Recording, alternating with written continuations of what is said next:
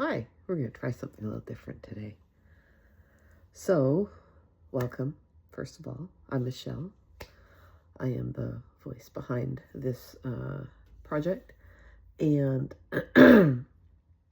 we are in the middle of Job, and Job has lost everything, and he's trying to figure out why, and his friends have come along, and they're trying to be helpful. They think they're being helpful. They're not being so helpful. But if we listen, we can find even things that we may have said. No judgment, but I mean, we've done and said things to people that are in hard times that may or may not have been helpful at the time, trying to point out something. But, oh, that is just, all right, whatever. Anyway, so today we're going to continue on. And we are going to pick up where we left off in Job 10. And we're going to go through to the end of chapter 13. So here's hoping my voice will handle it. Because we're still fighting the cough. So here we go. In the New Living Translation. I'm disgusted with my life. Let me complain freely. My bitter soul must complain. I will say to God, don't simply condemn me. Tell me the charge you are bringing against me. What do you gain by oppressing me? Why do you reject me, the work of your own hands, while smiling on the schemes of the wicked? Are your eyes like those of a human? Do you see things only as people see them? Is your lifetime only as long as ours? Is your life so short that you must quickly probe for my guilt and search for my sin?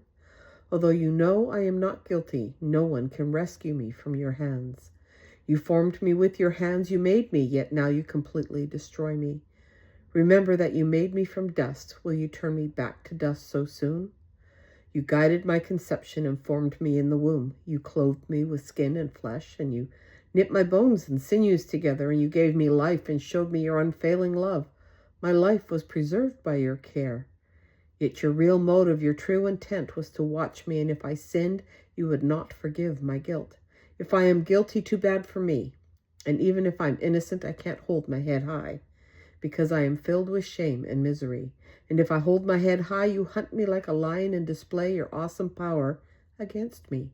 Again and again you witness against me. You pour out your growing anger on me and bring fresh armies against me.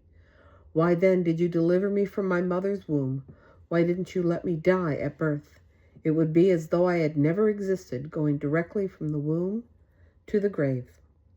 I have only a few days left, so leave me alone, that I may have a moment of comfort before I leave, never to return, for the land of darkness and utter gloom. It is a land as dark as midnight, a land of gloom and confusion, where even the light is dark as midnight. Well, Job.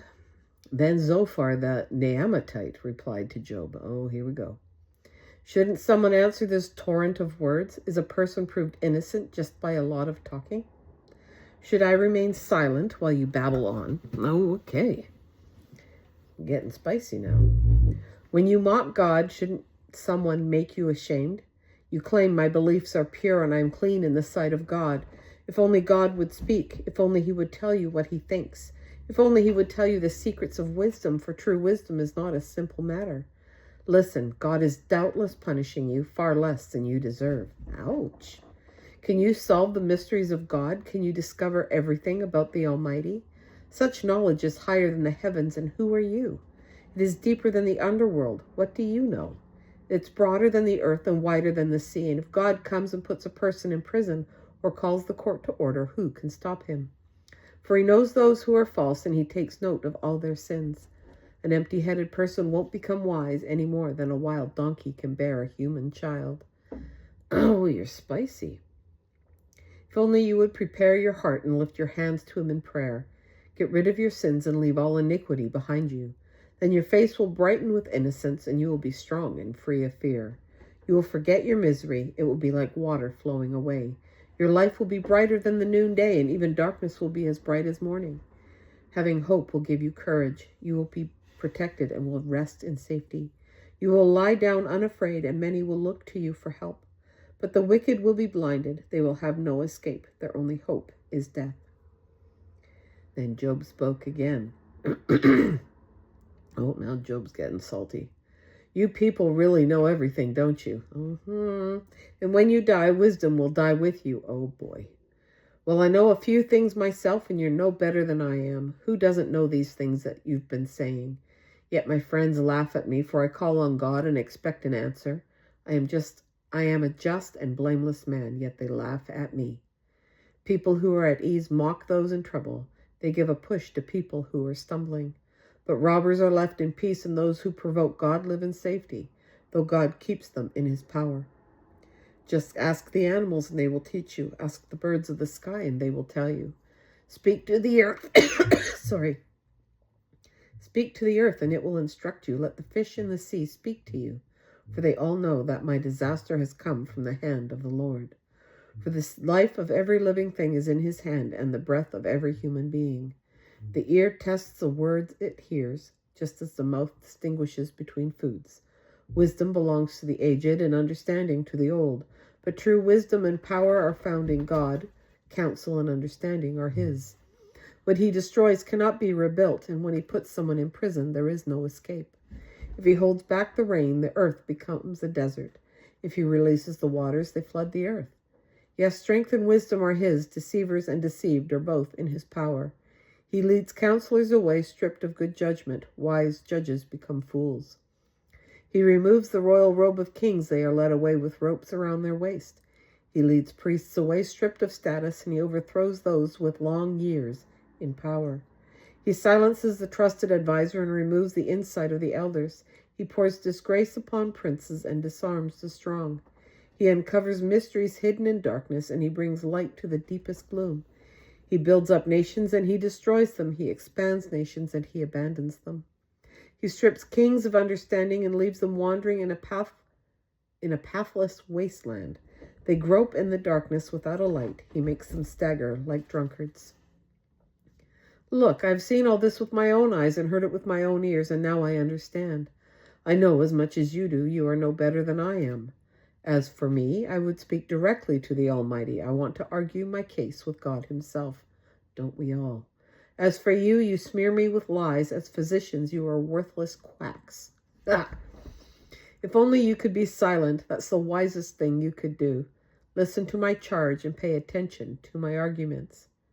Are you defending God with lies? Do you make your dishonest arguments for his sake? Will you slant your testimony in his favor? Will you argue God's case for him? What will happen when he finds out what you are doing? Can you fool him as easily as you fool people? No, you will be in trouble with him if you secretly slant your testimony in his favor. Doesn't his majesty terrify you? Doesn't your fear of him overwhelm you? Your platitudes are as valuable as ashes. Your defense is as fragile as a clay pot. Be silent now and leave me alone. Let me speak, and I will face the consequences. Why should I put myself in mortal danger and take my life in my own hands? God might kill me, but I have no other hope. I am going to argue my case with him, but this is what will save me. I am not godless. If I were, I would not stand before him. Listen closely to what I am about to say. Hear me out. I have prepared my case. I will be proved innocent. Who can argue with me over this? And if you prove me wrong, I will remain silent and die. O God, grant me these two things, and then I will be able to face you. Remove your heavy hand from me, and don't terrify me with your awesome presence. Now summon me, and I will answer, or let me speak to you, and you reply. Tell me, what have I done wrong? Show me my rebellion and my sin. Why do you turn away from me? Why do you treat me as your enemy? Would you terrify a leaf blown by the wind? Would you chase a dry straw? You write bitter accusations against me and bring up all the sins of my youth. You put my feet in stocks. You examine all my paths. You trace all my footsteps. I waste away like rotting wood, like a moth-eaten coat. And that, my friends, is the end of our reading for January 6, 2026. Thanks for joining me. Thanks for sticking with me. And I hope I'll see you on the next one. Until then, take care and bye for now.